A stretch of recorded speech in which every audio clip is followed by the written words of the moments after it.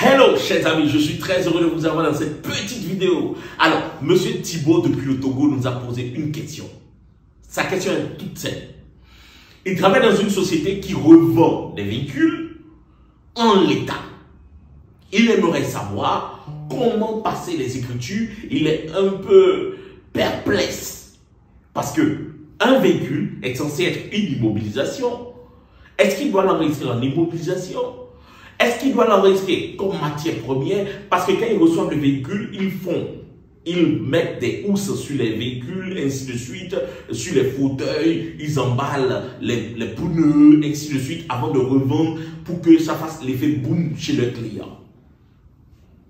Alors, la question de M. Thibault est de savoir comment il doit journaliser. Qu'est-ce qu'il doit faire? Et si on peut vraiment l'éclairer sur tous les points concernant ce sujet, ça lui ferait fort plaisir. Bienvenue dans cette petite vidéo, chers amis. Alors, nous allons démarrer la réponse à cette question par 3 points.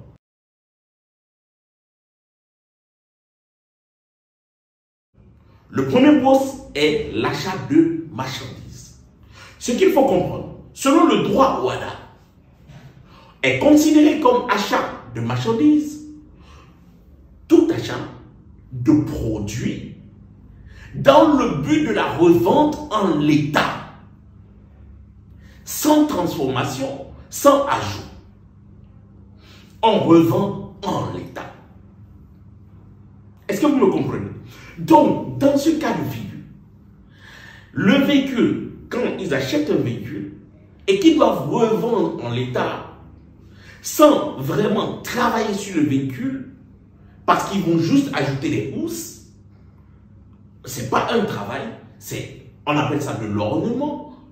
Ces housses, ils peuvent le facturer à part, comme produit accessoire, 707 et 707, ou 706, comme c'est récurrent, ok? Mais en réalité, dans le fond du sujet, l'acquisition de véhicules, vu que c'est une entreprise qui revend en l'état, c'est un achat de marchandises. L'enregistrement se fait comme suit. Il faut débiter le compte 601 du montant du véhicule, ajouter à cela la TVA 445 par le crédit du compte fournisseur 401. Puis, le jour du paiement de ce fournisseur, vous allez débiter le compte fournisseur par le crédit du moyen de paiement. Vous l'avez payé par chèque 521, c'est-à-dire banque. Vous l'avez payé en espèces. Vous allez créditer le compte 571, caisse.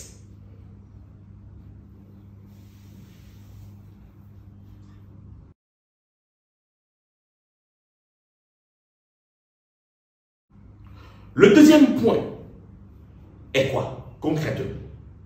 Le deuxième point, c'est lorsque on veut considérer cette transaction comme une acquisition, un achat de matière première.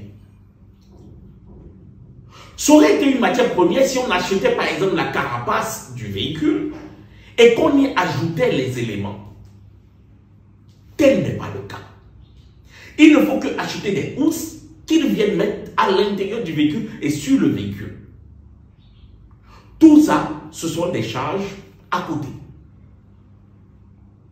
Est-ce que vous me suivez? Le véhicule restera comme achat de marchandises. Dans quel cas alors le véhicule aurait été considéré comme acquisition, comme achat de matière première? Si c'était la carapace du véhicule qu'on avait acheté, en ce moment, on aurait pu enregistrer ça dans le compte 602, achat de matière première, dans le but d'ajouter des choses, des éléments, pour en faire un produit fini. Parce que quand on parle de achat de matière première, ce n'est pas simplement la transformation du produit. Ça peut être la transformation du produit. Transformation dans le sens où on achète de l'arachide pour en faire de l'huile, pour en faire de la pâte d'arachide. L'arachide, dans ce moment, serait la matière première. Les deux produits obtenus seront les dérivés de la matière première, c'est-à-dire les produits finis ou semi-finis pour la pâte d'arachide. On n'est pas dans ce cas de figure. Nous ne sommes pas dans ce cas de figure. Le deuxième point, c'est qu'il faut comprendre que on peut avoir un autre type d'achat de matière première. Dans le sens où une entreprise achète des semelles de chaussures en Chine, en Italie, au Canada, et achète le cuir peut-être en Afrique du Sud. Le cuir viendra comme de la matière première, la semelle comme de la matière première, et l'assemblage fait le produit fini. Donc, on peut aussi entendre que on ne transforme pas forcément, ce n'est pas la transformation de la chose qui fait de la chose un produit, c'est-à-dire une matière première. On peut aussi faire l'assemblage des matières premières pour obtenir un produit fini. C'est très important. Le troisième cas est de comprendre que on peut acheter, par exemple, des chaussures en Chine qui ne sont pas poncées. On fait venir au Sénégal ou au Togo. Et qu'est-ce qu'on fait?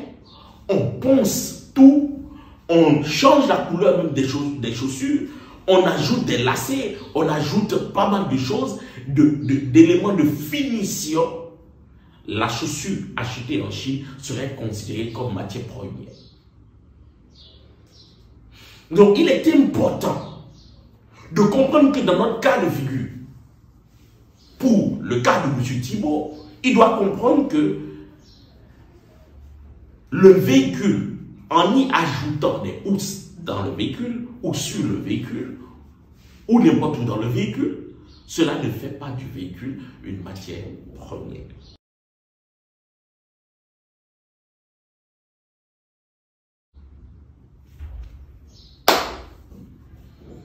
Le troisième et dernier cas, M. Thibault Doutsi doit mettre ça en immobilisation. La question ne se pose pas. Parce qu'elle est considérée comme immobilisation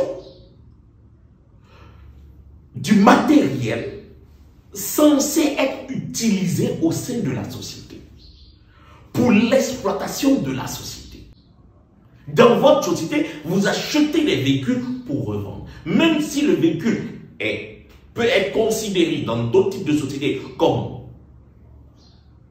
matériel de transport, dans votre société, vous ne pouvez pas le considérer comme matériel de transport parce que vous ne l'utilisez pas, vous revendez en l'état. Si on devait journaliser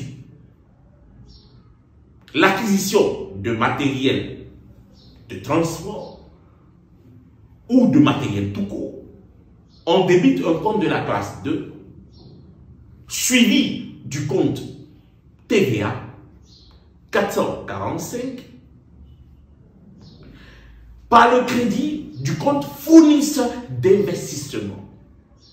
Parce que le matériel est un investissement. 481.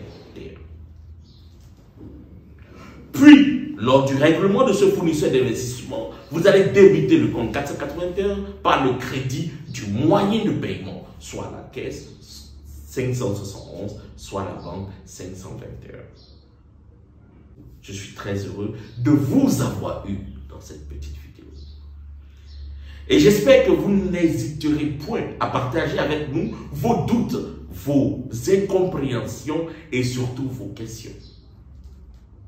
C'est avec un immense plaisir que nous répondons à vos questions.